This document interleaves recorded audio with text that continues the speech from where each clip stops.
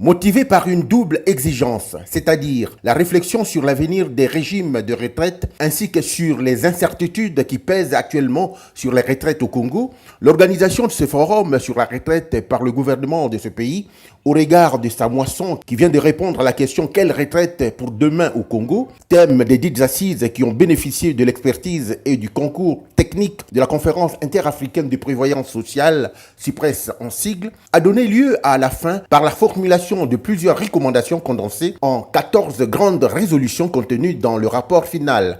Vu le contexte et l'urgence, elles vont de l'amélioration de l'existant au renforcement de l'autonomie de gestion des caisses de retraite face aux déséquilibres structurels persistants qui y règnent, notamment au sein de la branche pension. Il s'agit entre autres de doter ces caisses d'un statut juridique conformément à la recommandation 22 de la CIPRES, de la mise en place de la caisse de pension des agents de l'État, CPAE, du rétablissement de la régularité des cotisations sociales et de la paye des pensions, d'évaluer la dette sociale de l'État envers les caisses et surtout de la mise en place d'un organe de suivi de l'application des dites recommandations, pour ne citer que celle-là. Le dernier, nous l'avons tenu en 2011.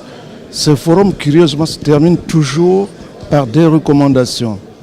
Les premiers forums n'ont jamais donné, les recommandations n'ont jamais donné aucun résultat. Nous espérons qu'avec la mise en place d'une commission de suivi des recommandations, cette fois-ci, ces recommandations seront suivies des faits. Au terme de ces travaux, il y a une commission qui est mise en place de suivi. Je suppose que les partenaires sociaux que nous sommes intégreront cette commission pour le suivi et l'application et la mise en œuvre même de ces recommandations. Fait comme ça, nous avons espoir que cela va trouver une solution appropriée et adéquate. Il y a eu un souci sur l'ouverture, de chercher à prendre d'autres partenaires, d'autres secteurs qui peuvent apporter leur contribution pour le renforcement des capacités des finances au niveau des caisses. Si la démarche a été saluée par l'ensemble des 250 participants du forum, le gouvernement de la République du Congo, par son vice-premier ministre, clôturant les travaux, promet ne ménager aucun effort pour faire aboutir ces 14 recommandations. Je nous exhorte à conjuguer les efforts en vue de rendre possible la mise en œuvre effective des conclusions auxquelles nous sommes parvenus.